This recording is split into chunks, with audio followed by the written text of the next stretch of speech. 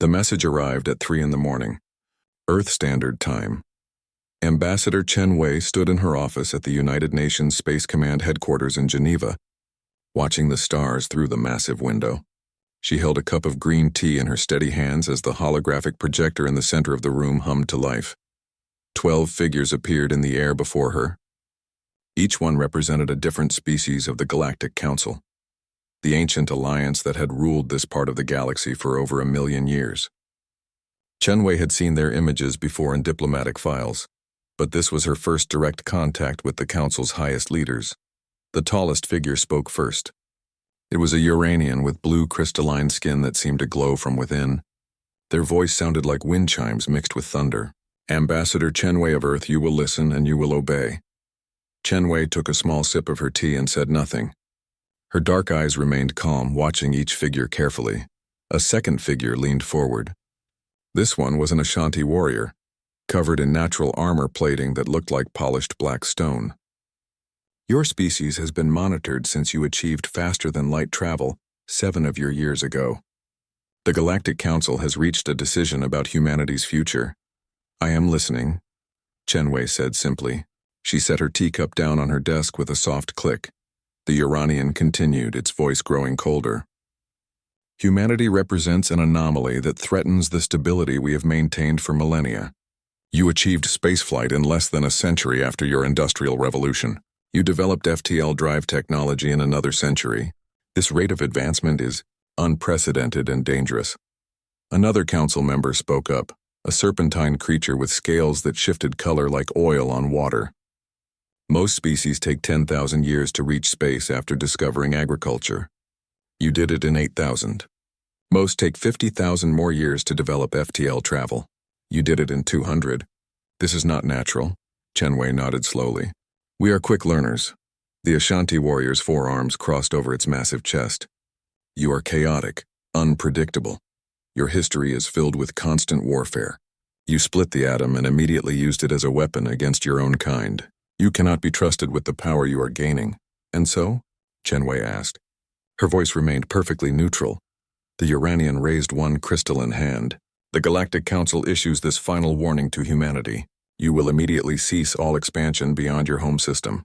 You will surrender your FTL technology to us for safekeeping. You will accept a council oversight team on Earth to guide your development properly, and you will limit your military to system defense only. The room fell silent. Chen Wei walked slowly to the window, looking out at the Alps in the distance. The first light of dawn was starting to touch the peaks. And if we refuse? The Ashanti warrior stepped forward, its holographic image flickering with energy. Then the combined fleet of the Galactic Council will arrive at Earth in 72 of your hours. Your planet will be cleansed of all life. Your colonies on Mars and Europa will be destroyed. Your species will become nothing more than a footnote in galactic history. Another dangerous race that had to be eliminated for the greater good. You have done this before, Chen Wei said. It wasn't a question. When necessary, the Uranian admitted without shame, 17 times in our history, we have prevented catastrophe by removing species that threatened galactic stability. We take no pleasure in it, but we will do what must be done. Chen Wei turned back to face them. Her expression remained completely calm, almost serene. 72 hours. That is correct, the Uranian said. We expect your complete surrender by then. Any attempts at resistance will be met with immediate annihilation. Your weapons are primitive compared to ours. Your ships are few. You have no allies among the stars. Be wise, Ambassador. Choose survival. The serpentine creature added, We are not without mercy. Under our guidance, humanity can still have a future. You will be protected, educated, and slowly integrated into galactic society over the next few millennia. Many species have accepted our oversight and thrived. As pets, Chen Wei said softly. The Ashanti warrior's voice turned to a growl, as surviving members of the galactic community. The alternative is extinction. Chen Wei picked up her teacup again and took another sip. The council members seemed unsettled by her complete lack of fear or anger. Most species begged or raged when given such ultimatums. Humans, it seemed, were different even in this. I will convey your message to Earth's leadership, Chen Wei said. 72 hours. The Uranian tilted its crystalline head. You seem remarkably calm for someone whose entire species has just been threatened with extinction. Chen Wei allowed herself the smallest of smiles. I am simply processing the information you have provided. It is very educational? Educational? The serpentine creature's scales flickered with confusion. You have told us much about yourselves, Chen Wei explained. Your fears, your methods, your assumptions about humanity. This has been most informative. The council members exchanged glances, or what passed for glances among such diverse species. Something about the humans' response disturbed them, though they couldn't quite identify what. 72 hours, Ambassador, the Uranian repeated. Complete surrender or complete destruction. There will be no negotiation, no compromise, no mercy if you refuse. The council has spoken. The holograms began to fade. But before they disappeared entirely, the Ashanti warrior added one final comment. Your species shows promise, human. Do not throw it away for pride. No one defeats the Galactic Council. Then they were gone, leaving Chen Wei alone in her office as the sun rose over the mountains. She stood perfectly still for exactly 10 seconds, then touched a hidden panel on her desk. A different holographic display appeared, this one showing a man in military uniform with graying hair and sharp blue eyes. General Morrison, Chen Wei said. The council has made contact. And? The general asked, though his expression suggested he already knew. 72 hours. Complete surrender or annihilation. She paused, then added, They claim to have eliminated 17 species before us. General Morrison nodded slowly. Only 17? Our intelligence suggested at least 20. They may not count the ones they eliminated before formally organizing as the council, Chen Wei suggested. She moved to her desk and pulled up a star map on her display. Should I send the standard diplomatic response? Not yet, Morrison said. Let them think we're panicking. Begin Protocol 7, and Ambassador? Yes, General. Make sure all quantum seeds are armed and ready. If they want to play the extinction game, they should know that humanity wrote different rules. Chen Wei nodded and cut the connection. She returned to the window, watching as the sun fully cleared the mountains. Somewhere out there, probably near Jupiter's orbit, Council surveillance drones were watching Earth, waiting to see panic, military mobilization, or desperate attempts at negotiation. They would see none of those things. Earth's visible response would be exactly what the Council expected from a frightened, primitive species. The real response, the one 50 years in the making, would remain hidden until the perfect moment. Chen Wei finished her tea and opened a secure channel to Earth's true leadership, the ones the Council knew nothing about. Her fingers danced across holographic interfaces, sending coded messages to hidden fleets, secret colonies, and quantum installations scattered across 1,000 light-years. The Galactic Council thought they were dealing with a young, chaotic species that had stumbled onto FTL technology too quickly. They were about to learn that humanity's greatest skill wasn't their rapid advancement or their warrior nature. It was their ability to plan, to prepare, and to turn their enemies' arrogance into their greatest weakness. The countdown had begun. 72 hours until the galaxy learned what humanity truly was. The war room beneath Mount Cheyenne hadn't seen this much activity since the first contact with alien life 7 years ago. Or at least that's what the official records showed. The truth, as the 43 people gathered in the room knew, was very different. General Morrison stood at the center of the curved chamber, surrounded by holographic displays showing Earth, the solar system, and star maps extending out for hundreds of light-years. Military commanders, scientists, and intelligence officers from every major nation sat at their stations, their faces lit by the blue glow of their screens. Ladies and gentlemen, Morrison began, his voice carrying across the room. The council has finally shown their hand. Ambassador Chen, please share your conversation. Chen Wei's hologram appeared next to Morrison. She replayed the entire exchange with the Galactic Council, letting everyone absorb every word, every threat, every arrogant assumption the aliens had made. When it finished, a woman in her 60s with silver hair and sharp green eyes stood up. Dr. Sarah Martinez, director of Project Ghost, had been waiting 50 years for this moment. They actually believe we've only had FTL for 7 years? Our disinformation campaign has been perfect, Chen Wei confirmed. Every accident where they discovered our technology, every failed test flight they observed, every piece of intelligence they stole was exactly what we wanted them to find. Morrison pulled up a new display. It showed the true extent of humanity's reach into space, Not the 3 small colonies the Council knew about, but something far greater. "Show them, Dr. Martinez." Martinez touched her console and the star map transformed. What had appeared to be empty space suddenly filled with hundreds of green dots. Each dot represented a human colony, space station, or military installation. They spread out like a vast web across 500 light-years, completely invisible to Council sensors.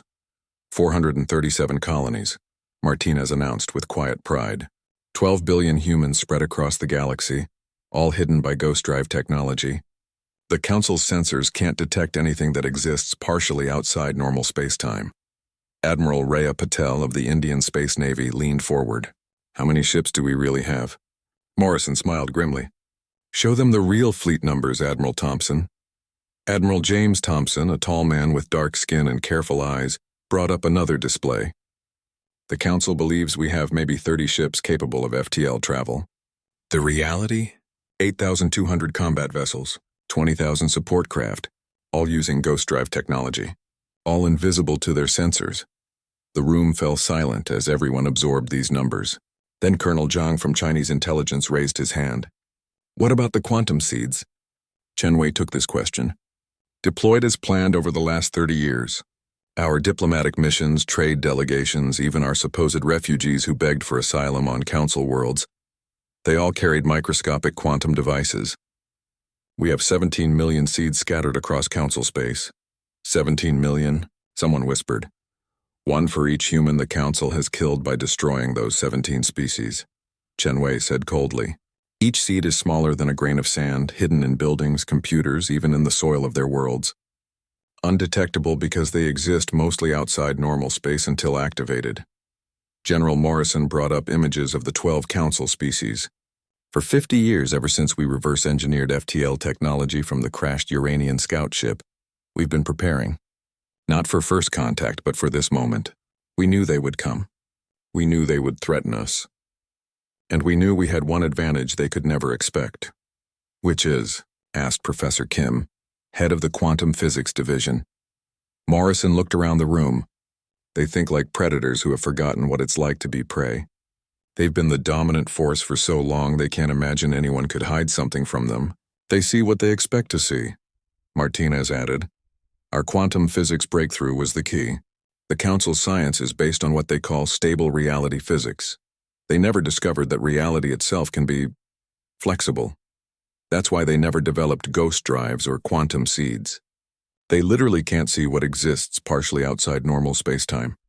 It's like they're colorblind to an entire spectrum we can see," Professor Kim explained. "They've built their entire civilization on incomplete physics." Admiral Patel stood up, her voice tense. "So what's our response? Do we activate the seeds?" "No," Morrison said firmly. "Not yet. We're going to give them exactly what they expect first. Chen, begin standard panic protocols." "Make it look good," Chen Wei nodded. "I'll call an emergency UN session. Lots of shouting, some crying, visible military mobilization around Earth. The Council needs to believe we're terrified." "Meanwhile," Morrison continued, "we begin positioning our ghost fleet. I want ships around every Council homeworld within 48 hours. Admiral Thompson frowned. "Sir, that's 8 different species homeworlds, spread across 3,000 light-years. Our ships can make the journey in ghost space in 12 hours, Morrison reminded him. The Council's fastest ships take 3 days to travel the same distance. Another advantage they don't know we have. Colonel Zhang pulled up intelligence files. What about their military capabilities? The real ones, not what they show publicly. Impressive, but stagnant, Chen Wei answered. The Ashanti have the strongest fleet, about 3,000 ships. But they haven't had a real war in 50,000 years. Their tactics are from ancient playbooks. They rely entirely on overwhelming firepower and intimidation, which works when you're the only one with a gun, Morrison added. Less effective when the other side has been studying your every move for 5 decades. Dr. Martinez brought up a new display showing Council ship designs. Their shields are powerful but operate on a single frequency spectrum. Our weapons have been specifically designed to bypass them. Their sensors, as we've established, can't see ghost drives. Their weapons are energy-based, perfect for ship-to-ship combat in normal space, useless against targets that can phase out of reality. A younger officer, Lieutenant Cooper, raised his hand nervously. Sir, what if we're wrong? What if they have hidden capabilities too? The room went quiet. It was the question everyone had been thinking, but no one wanted to ask. Morrison's expression grew serious. Then we implement the Samson Protocol. If humanity falls, we take them with us. Every quantum seed detonates simultaneously. Every star in council space becomes a black hole or goes supernova. The galaxy gets a fresh start without any of us. The weight of that statement hung in the air. Humanity had prepared not just for victory, but for the ultimate mutual destruction if necessary. But it won't come to that, Chen Wei said firmly, because we have something they don't understand. We're not trying to conquer them. We're not even trying to destroy them. We're going to do something they've never encountered before. Which is? Lieutenant Cooper asked. We're going to free them, Chen Wei said. The council rules through fear and lies. They've told their populations that they're protecting them, that younger species are dangerous, that the destroyed civilizations were threats, but we've intercepted and decoded their communications for decades. Most council citizens have no idea about the genocides. They don't know about the suppressed technologies. They don't know they're living in a cage. Morrison brought up a final display. In 60 hours, when they expect us to surrender or fight, we're going to broadcast the truth to every being in council space. Every hidden document, every covered-up genocide, every lie their governments have told them. We're going to show them what their leaders really are. And then, Admiral Patel asked. Then we give them a choice, Morrison said. Freedom or continued slavery. Revolution or extinction. Not the choice the council gave us, but a real choice. The quantum seeds aren't just weapons. They're also transmitters, fabricators, and if needed, teleportation beacons. We can arm their resistance movements, evacuate refugees, or yes, destroy their stars if they choose to stand with tyranny. The room erupted in discussion as officers and scientists began refining plans, coordinating fleet movements, and preparing for the most important 72 hours in human history. They had spent 50 years preparing for this moment, sacrificing so much in secret, building an invisible civilization among the stars. Now it was time to show the galaxy that humanity's greatest weapon wasn't their technology or their ships or even their quantum seeds. It was their absolute refusal to kneel before tyrants, no matter how ancient or powerful they claimed to be.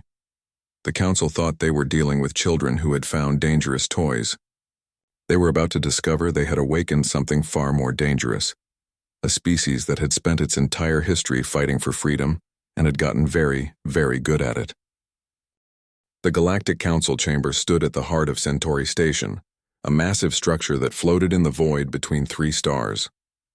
The chamber itself was a perfect sphere, 3 kilometers in diameter, its walls made of a crystalline material that showed the stars beyond while somehow maintaining perfect atmosphere and gravity for all 12 member species. Chen Wei stood in the center of the chamber, a small figure on a circular platform that had risen from the floor. Around her, arranged in 12 elevated thrones, sat the leaders of the Galactic Council.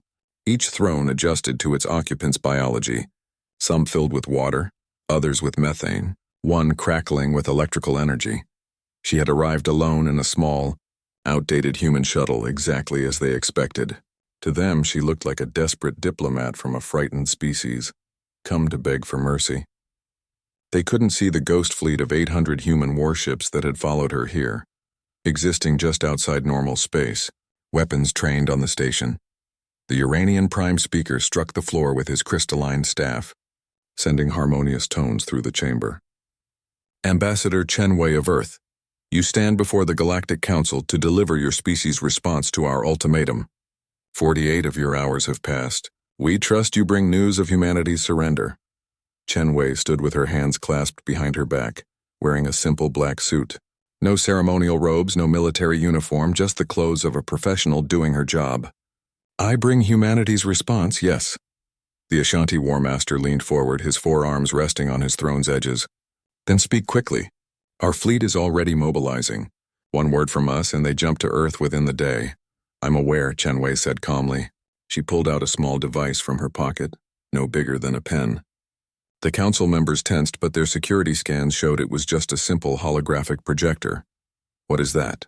Demanded the Serpentine Vectari Chancellor, scales shifting to yellow in suspicion. Evidence, Chen Wei said. She activated the device. The chamber filled with holographic images, documents, videos, audio recordings, all in the council's own languages and encryption codes. The council members watched in growing shock as their most secret communications played before them. A recording of the Uranian Prime speaker from 300 years ago. The Deltari have advanced too quickly. They question our authority. Initiate Extinction Protocol 7. A video of Ashanti warriors slaughtering civilians on a world called Proxys 9. Children running as plasma fire consumed their cities. A document signed by all 12 council members, ordering the release of a plague on the Zanari homeworld, because they had refused to limit their reproduction. Where did you get these? The Uranian's harmonious voice cracked with discord.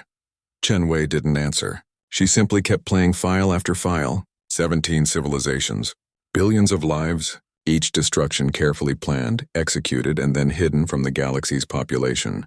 Enough, roared the Ashanti War Master. These are fabrications. Human lies! Your own quantum signatures are embedded in each file, Chen Wei said. Your own encryption, your own biological markers. These are your crimes, documented in your own words. The melody harmony speaker, a being of pure sound waves contained in a crystal shell, vibrated anxiously. Even if these records are genuine, they prove nothing. We did what was necessary to maintain order. Those species were threats to stability. Were the Deltari children threats? Chen Wei asked. Were the Zanari artists who sang songs of peace threats? Were the primary scientists who just wanted to explore the stars threats? She touched her device again. New images appeared. But let's discuss current events. The colony you destroyed on Kepler 442b 6 months ago. You told the galaxy it was a pirate's nest. These are the real images. The holograms showed families, children playing in parks, scientists in laboratories. Then the Ashanti fleet arriving. The bombardment. The surface of the planet turning to glass. They were humans, the Ashanti War Master said without emotion. Your colonists who violated the treaty by settling beyond your allowed zone. What treaty? Chen Wei asked. The one you never offered us? The zones we were never told about? You destroyed 40,000 humans without warning, without even a chance to evacuate. Men, women, children, burned alive because you decided humans had spread too far. The council members shifted uncomfortably. This was supposed to be a surrender negotiation, but the human was putting them on trial instead. The Uranian Prime speaker stood, his crystalline form towering above the platform. These matters are irrelevant. The council has made its decision. Humanity will surrender or be destroyed. Your emotional appeals change nothing. Chen Wei smiled. It was not a pleasant smile. You're right. Appeals change nothing. So let me show you something else. She touched her device one more time. A star map appeared showing council space. Then slowly, millions of tiny red dots began appearing across the map. They covered every council world, every station, every ship. What are those? The Vectari Chancellor's scales had turned completely white with fear. Quantum seeds, Chen Wei said simply. Devices so small you'd need an electron microscope to see them. Devices that exist partially outside normal space-time, making them invisible to your sensors. Devices that have been spreading through your civilization for 30 years. The chamber erupted in chaos, council members shouting in their various languages, alarms beginning to sound as they tried desperately to scan for threats their sensors couldn't see. Silence. The Ashanti War Master's roar shook the station. You're bluffing. Your species has only had FTL for 7 years. You couldn't have. We've had FTL for 57 years, Chen Wei interrupted. We found it when one of your ships, a Uranian scout, crashed on Earth's moon. You never knew because the pilot died before sending a distress signal. We reverse-engineered your technology, improved it, and then spent 5 decades pretending to be primitive while we learned everything about you. The council members stared at her in shock. The Uranian Prime Speaker's harmonic voice became discordant. Impossible. We would have detected. Your physics is incomplete, Chen Wei continued. You never discovered quantum superposition beyond the theoretical level. You never learned that reality itself can be manipulated. Your entire civilization is built on sensing and manipulating normal space-time. We learned to step outside it. She gestured to the star map. Each of those seeds contains enough quantum energy to destabilize a star. We can trigger them individually or all at once. Your homeworlds, your colonies, your fleet bases, all of them can become supernovas with a single command from me. You would commit genocide? The Melody Harmony speaker's tones were pure discord now. You would slaughter trillions? You mean like you've done 17 times? Chen Wei asked. But no, we don't want to destroy you. We want to free you. Free us? The Uranian laughed, a sound like breaking glass. We rule this galaxy. We are free. Are you? Chen Wei asked. She pulled up new images. These are from your own worlds. Your citizens living in fear. Technology suppressed to maintain control. Creativity stifled to ensure stability. You've turned the galaxy into a prison and convinced everyone, including yourselves, that it's for their own good.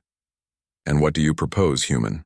The Vektari Chancellor asked, trying to regain some composure. Chen Wei stood straighter. The immediate dissolution of the Galactic Council. The establishment of a galactic assembly where every species, no matter how young, has equal voice. The release of all suppressed technologies. Full disclosure of all historical crimes to the galactic population. And trials for those responsible for genocides. The Ashanti War Master stood from his throne, his natural armor plates grinding against each other. You dare make demands of us? We who have ruled for 1,000,000 years? You insignificant primates who learned to split atoms and immediately nuked each other? You think you can threaten us? Chen Wei touched her device one last time.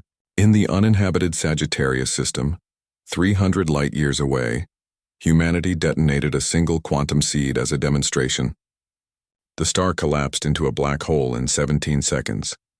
Every council member's throne lit up with emergency alerts as their sensors detected the impossible event. A star, 9 billion years old, simply erased from existence. That was one seed, Chen Wei said into the stunned silence. We have 17 million more, but we don't want to use them. We want to give every being in this galaxy a choice. Freedom or oppression, truth or lies, growth or stagnation. And if we refuse, the Uranian asked, though his voice had lost its earlier arrogance, then we broadcast everything to your populations anyway. Every crime, every lie, every secret you've hidden. Your citizens will know what you really are, and when they rise up as they will, we'll be there to support them, not as conquerors, but as liberators. The council members looked at each other, seeing their own fear reflected across species barriers they had maintained for millennia. Chen Wei continued, You have 24 hours to decide. Dissolve peacefully and help build something better, or watch your empire crumble as your own people tear it down. Either way, the council's reign ends now. She turned to leave, then paused. Oh, and that fleet you're sending to Earth? I'd recall it. We have 8,000 ships in ghost space waiting for them. War Master Krex stood on the bridge of his flagship, the Ashanti Dreadnought Final Authority. Around him, 300 of the Council's most powerful warships hung in formation, their weapons powered and ready. The combined fleet represented more firepower than had been assembled in 50,000 years. Lord Krex, his navigation officer, reported, We are ready to jump to Earth on your command. Krex's forearms gripped the command throne's armrests. The council had debated for 12 hours after the human ambassador left, paralyzed by indecision. But Krex was Ashanti. His people didn't debate when threatened. They destroyed their enemies completely and immediately. The council's weakness disgusts me, Krex growled to his second-in-command. Battlemaster Thorn, they actually consider negotiating with these primates. The humans' threat seemed credible, Lord, Thorn said carefully. The Sagittarius star, one lucky weapon test, Krex interrupted. They probably spent decades building that single device. You think they really have millions? It's a bluff, and I'll prove it by burning their world to glass. He stood, his massive form casting shadows across the bridge. All ships, prepare for jump. We strike Earth in 10 minutes.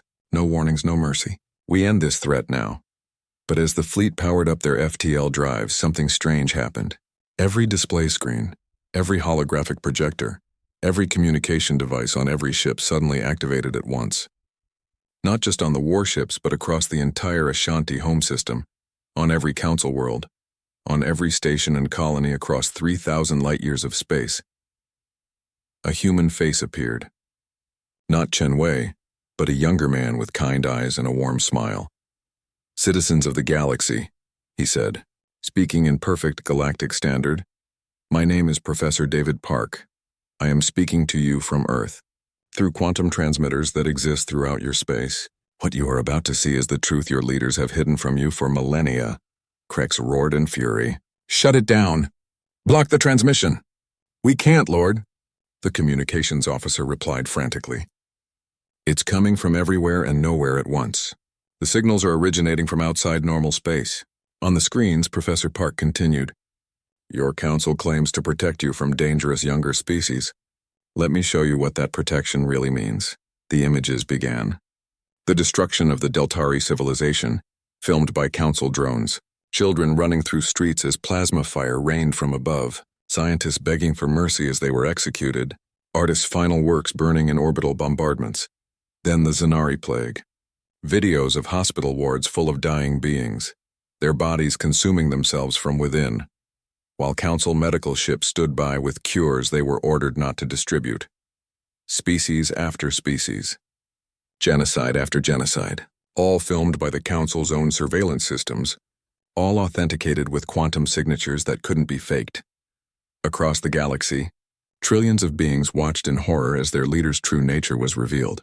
On the Ashanti homeworld, citizens who had been told they were warriors protecting peace discovered they were murderers serving tyrants. On the Uranian crystal cities, beings who thought themselves enlightened guardians learned they were oppressors maintaining control through fear. But the broadcast didn't stop at showing crimes. Professor Park's image returned. We also want to show you what your council has hidden from you about your own potential. New images appeared. Technologies the council had suppressed. Medical advances that could extend lifespans by thousands of years, locked away because longer-lived populations were harder to control. Energy sources that could make scarcity obsolete, hidden because desperation was easier to rule than abundance. FTL drives that could cross the galaxy in days, not months, kept secret because fast travel meant ideas spread too quickly for the council's comfort. Your leaders have kept you in cages, Park said. Beautiful cages, comfortable cages, but cages nonetheless. They've stunted your growth, limited your dreams, and murdered anyone who dared to reach too high. On the bridge of the final authority, Krex watched his crew's faces. The absolute loyalty he had always commanded was wavering. Doubt, confusion, and anger flickered in their eyes. It's lies, Krex shouted. Human propaganda. Continue with the jump. But then the broadcast changed again. This time it wasn't Professor Park. It was thousands of voices. Humans, yes, but also others. Survivors from species thought extinct, hidden in human colonies. Scientists from council worlds who had fled to human space when their discoveries were deemed too dangerous. Artists, philosophers, dreamers who had found refuge among the chaos-loving primates. We thought we were alone, a Uranian scientist said, his crystalline form dulled with age. When I discovered zero-point energy, the council destroyed my lab and killed my team. Only humans offered me shelter. My entire species was supposedly extinct, a small, furry being said.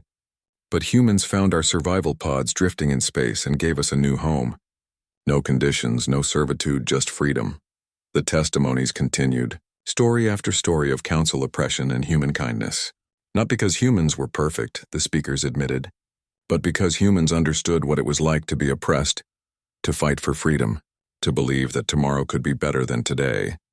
Then Chen Wei appeared on screen, standing in what was obviously the United Nations Assembly Hall, surrounded by representatives from Earth's nations. To those serving in the council fleets, she said directly, you have a choice. Continue to serve tyrants who have lied to you for millennia, or stand down. Any ship that powers down weapons and engines will be granted safe passage. Any being who wishes asylum on Earth or our colonies will receive it. She paused, then added, War Master Krex, I know you're watching. Your jump to Earth will take 10 minutes. Let me show you what awaits you here. The image shifted to space around Earth. Empty space. Then, as if reality itself rippled, ships began appearing. Hundreds, then thousands. Ghost drives deactivating, revealing the true human fleet. Not the 30 outdated vessels the Council expected, but 8,000 warships, sleek and strange, their designs incorporating physics the Council had never imagined.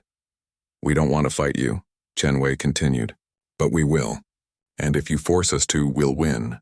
Not because we're stronger, but because we're fighting for something you've forgotten how to understand. Freedom. On his bridge, Krex watched his tactical display update as human ships appeared throughout the system. They weren't just around Earth. They were around the Ashanti homeworld, around every council capital, around the very fleet he commanded.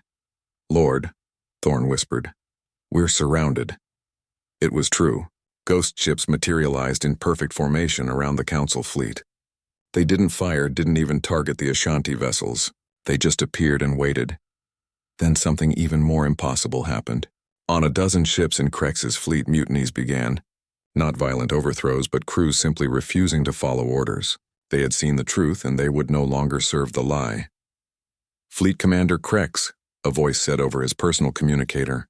He recognized it as High Commander Varek, his own superior, speaking from the Ashanti homeworld. "Stand down.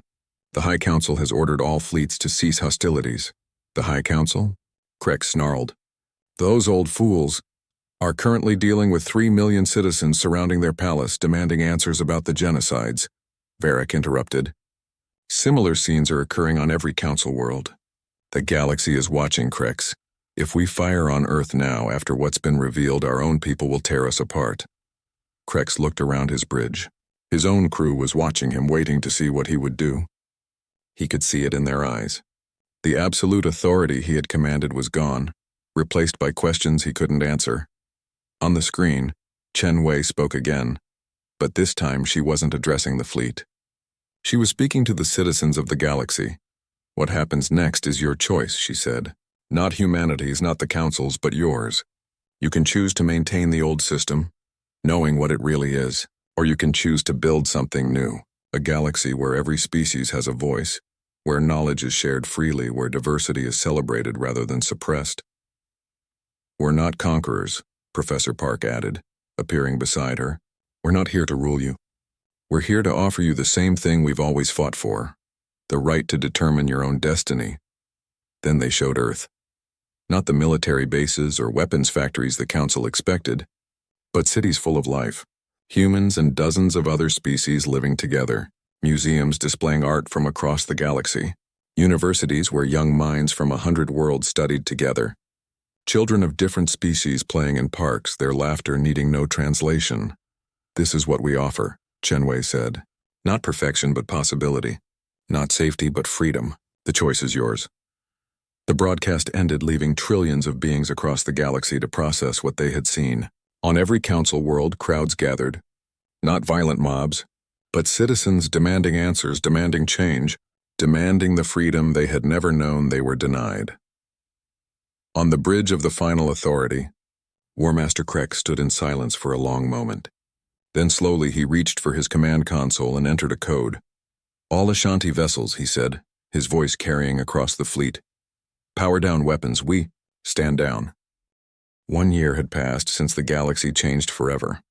Chen Wei stood in the observation deck of New Geneva Station, the massive structure that had been built where the old council chamber once floated. Through the transparent walls, she could see ships from 100 different species coming and going, their designs as varied as their origins. The door behind her opened with a soft hiss.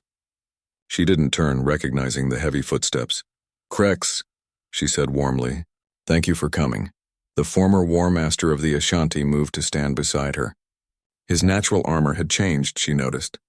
Where once it had been polished to a threatening black shine, it now carried scratches and marks from actual work rather than ceremonial display. "Ambassador," he rumbled, though his tone carried respect rather than the disdain of their first meeting. "You summoned me?" Chen Wei smiled. "I requested your presence." "There's a difference. You're free to leave whenever you wish." Krex made a sound that might have been laughter. Freedom.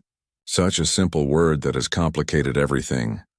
They stood in comfortable silence for a moment, watching a group of young Uranian engineers working alongside human technicians to repair a trading vessel. A year ago, such cooperation would have been unthinkable. "The reconstruction of Proxys 9 is ahead of schedule," Krex reported. "The colonists should be able to return within 6 months." Proxys 9, the world the Council had burned to glass, was being restored using human terraforming technology and Ashanti engineering. It had become a symbol of redemption, a dead world being brought back to life by the same species that had destroyed it. "Your people have been working themselves to exhaustion on that project," Chen Wei observed. "We have 17 worlds to restore," Krex said quietly. 17 civilizations to somehow make amends to. My people were the Council's weapon for 1,000,000 years. Now we must learn to be something else." "You're learning quickly," Chen Wei said. "The Deltari survivors speak highly of your efforts to preserve their cultural sites." Krex shifted uncomfortably. "I was there, you know, when we destroyed their world. I was a young soldier, following orders, believing we were protecting the galaxy. He paused. I remember a Deltari child who looked at me just before. She had eyes like yours, questioning, not understanding why we were doing what we were doing. And now? Now I teach Deltari children combat techniques for sport rather than war. They laugh when they knock me down. A pause. It's a better sound than screaming. A communication panel chimed. Chen Wei touched it, and a holographic display appeared showing the main assembly hall. Representatives from 347 species were gathered, including many from civilizations that had been hiding in the galaxy's edges, too afraid of the council to make contact. They're ready for you, Chen Wei told Krex. The big warrior straightened.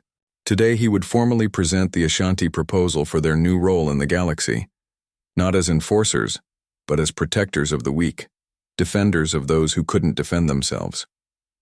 It had been his idea, a way for his warrior people to maintain their honor while serving freedom rather than tyranny. As they walked toward the assembly hall, they passed through the station's cultural district. Music from dozens of worlds mixed in the air. A Vectari poet recited verses while human children and melody younglings listened in wonder. A Uranian chef argued good-naturedly with a human cook about the proper way to prepare a fusion dish they had invented together. This chaos should be disturbing, Krex mused. The council taught us that such mixing would lead to conflict, violence, the breakdown of order. And? Chen Wei asked, and instead I see life. Messy, complicated, unpredictable life. He gestured to a group of young beings from multiple species playing some kind of game that seemed to involve a lot of running and laughter. The council kept us apart because they feared we would fight. But isolation bred suspicion. Now that we meet freely, we find more in common than we expected. They entered the assembly hall, where President Harrison of Earth was just finishing his speech about the new trade routes opening between human colonies and former council worlds. The human leader saw them and nodded, stepping aside for Krex to take the podium. The former War Master looked out at the assembled representatives. A year ago, many of them would have fled in terror at the sight of an Ashanti warrior. Now they waited respectfully to hear him speak. 1 year ago, Krex began, his deep voice carrying through the hall. I came to Earth to destroy it. I believed humans were a threat to galactic stability. I was wrong.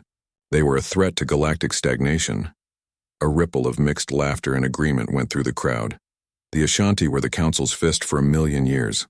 Krex continued. We destroyed 17 civilizations. We enforced tyranny and called it peace. We committed atrocities and called it duty. He paused. We cannot undo what we did, but we can ensure it never happens again. He brought up a holographic display showing the new Ashanti Defense Corps insignia, a shield protecting multiple stars rather than a weapon threatening them. We propose to place our strength in service of the Free Galactic Alliance, not as rulers or enforcers, but as shields for those who cannot protect themselves. When a young species takes its first steps into space, we will be there to ensure they are welcomed, not destroyed. When pirates or conquerors threaten peaceful worlds, we will stand against them. An elder Uranian stood. Once he had been prime speaker of the council. Now he was simply Representative Yaren, one voice among many. And who will watch the watchers? Yaren asked. Who ensures the Ashanti don't become tyrants again? It was Chen Wei who answered, stepping forward. We all do. That's what freedom means. Not the absence of authority, but the distribution of it. The Ashanti will report to the Alliance. Their actions will be transparent. And if they ever forget their new purpose, well, she smiled. Humanity still has those quantum seeds. We've simply chosen not to use them. You would keep such weapons? Another representative asked nervously. Someone has to, Chen Wei said simply. Freedom requires the ability to defend it. But we've placed the control under the Alliance, not any single species. It takes agreement from 70% of member species to activate even one seed. We're all watching each other now. The assembly continued for hours discussing trade agreements, technology sharing, and the continued restoration efforts. Former enemies worked side by side, building something that had never existed in the galaxy before, a true community of equals. Later, as the day cycle ended, Chen Wei found herself back on the observation deck. This time she wasn't alone. Professor Park was there, along with General Morrison, Dr. Martinez, and surprisingly, former Prime Speaker Yarun. The Melody are sharing their harmonic power generation technology, Park reported excitedly. It's centuries ahead of anything we imagined. And in return, we're teaching them quantum computing. The knowledge exchange is exceeding all projections, Martinez added. In 1 year, we've advanced galactic science by what would have taken 10,000 years under the Council's restrictions. Yaroon's crystalline form hummed with what Chen Wei had learned was amusement. You humans are still chaos incarnate, but I begin to see the virtue in it. Under the Council, I spent 5,000 years maintaining the status quo. In this past year, I've learned more, created more, lived more than in all those millennia combined. Morrison pulled up a strategic display. Of course, not everyone is happy with the new order. We've had 3 attempted coups on former Council worlds, and there's a group calling themselves the Restoration that wants to bring back the old system. There always will be, Chen Wei said. Freedom means the freedom to disagree, even the freedom to want tyranny back. As long as they don't force it on others, they can believe what they want. And if they do try to force it? Yaroon asked. Chen Wei's expression hardened slightly. Then they learn why humanity survived every attempt to destroy us throughout our history. We're very good at dealing with those who would take freedom away. A communication alert chimed. It was from Earth. Chen Wei activated it, and a holographic image of a young girl appeared, maybe 7 years old, with features that suggested mixed heritage from multiple Earth cultures. Grandmother Chen, the girl said excitedly. I got accepted. I'm going to attend the new school on Centauri Station. I'll be learning with Ashanti kids and Uranian kids and even some of the new species we just met. Mom says I can stay with you on weekends. Chen Wei's professional mask melted into a warm smile. That's wonderful, Lily. I can't wait to show you around. After the call ended, Yaroon made his humming sound again. Your granddaughter will grow up in a galaxy we couldn't have imagined. She'll never know the fear we lived under. That's the point, Chen Wei said. Each generation should have better opportunities than the last. The Council forgot that, tried to freeze time itself. But time moves forward, whether we like it or not. She looked around at her companions, former enemies who had become colleagues, some even friends. We gave the galaxy a choice, she continued. Freedom or safety, chaos or control, growth or stagnation. They chose freedom with all its dangers and uncertainties. Any regrets? Krex asked, having returned from the assembly. Chen Wei thought about the question. The past year had been difficult. 3 worlds had experienced civil wars as they adjusted to freedom.